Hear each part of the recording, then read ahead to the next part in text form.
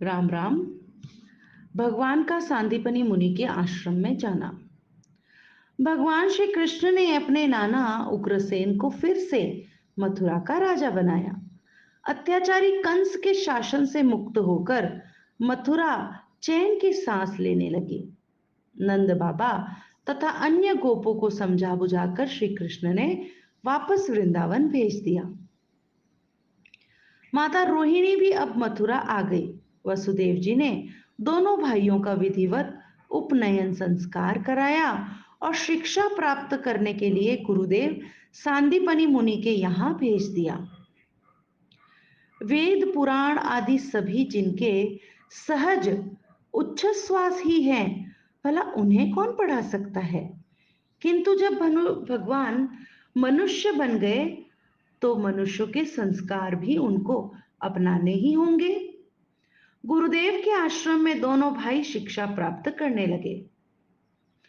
ब्रह्मचारियों का सा वेश, उनके जैसा ही तपस्या जीवन और गुरुजी की आज्ञा का पालन करने में निरत रहना, यही दोनों भाइयों की दिनचर्या बन गई थी। यहां श्री कृष्ण की मित्रता सुदामा से हुई। शीघ्र ही प्रभु की शिक्षा पूरी हो गई। गुरु सांदीपनी का पुत्र कुछ दिनों पहले जल में डूब गया था। गुरुदेव और गुरुपत्नी दोनों प्रभु श्री कृष्ण के अपरिमित प्रभाव को जानते थे और जब भगवान ने अपने गुरुजी से कहा कि आप गुरु दक्षिणा मांगिए, तो गुरु दक्षिणा के रूप में उन्होंने श्री कृष्ण से अपने उस डूबे हुए पुत्र को ही मांगा। बड़े भाई बलराम सहित श्री कृष्ण यमलोक पहुंचे और वहां से गुरुपुत्र को लाकर उन्होंने गुरुजी की सेवा में समर्पित कर दिया।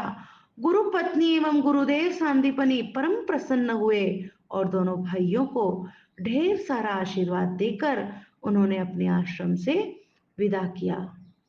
श्री कृष्ण और बलराम वापस मथुरा आ गए।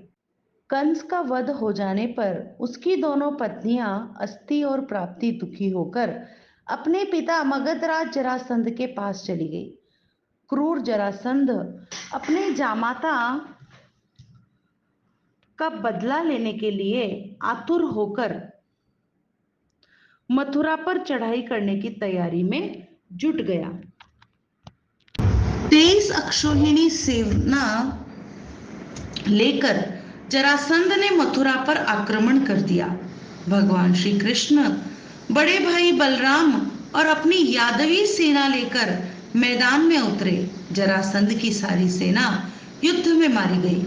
बलराम जी ने तो जरासंध को पकड़ ही लिया था, किंतु दयालु भगवान ने उसे छुड़ा दिया। मगध लौटकर जरासंध ने पुनः सैन्य संगठन करके मथुरा पर आक्रमण किया, किंतु इस बार भी उसे मुंह की ही खानी पड़ी। इस प्रकार 18 बार जरासंध ने मथुरा पर विजय प्राप्त करने का प्रयास किया और प्रत्येक बार उसे पराजित होना पड़ा।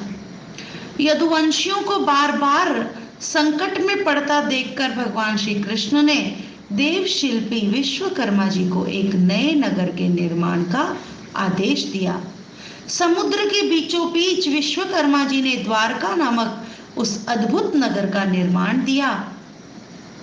मथुरा वासियों को सोते समय ही भगवान ने द्वारिका पहुंचा दिया और इस बीच काल यवन नामक एक म्लेच्छ शासक 3 करोड़ सैनिकों के साथ मथुरा को घेर चुका था। श्री कृष्ण अकेले ही उसके सामने आ पहुंचे।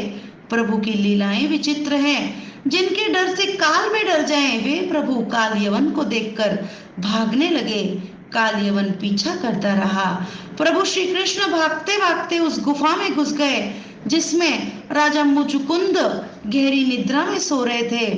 प्रभु उनको अपना पीतांबर ओढ़ाकर स्वयं छिप गए। काल यवन ने उन्हें ही कृष्ण समझकर उनको लात मारी। मुचुकुंद की निद्रा भंग हो गई। देवताओं के वर के प्रभाव से मुचुकुंद की दृष्टि पड़ते ही काल यवन जलकर भस्म हो गया। अपने दिव्य चतुर्भुज रूप का दर्शन भगवान ने मुचुकुंद को कराया। प्रभु की स्तुति करके मुचुकुंद अपने लोक को चले गए। अब भगवान श्री कृष्ण द्वारिकाधीश बन गए। द्वारिका का वैभव अमरावती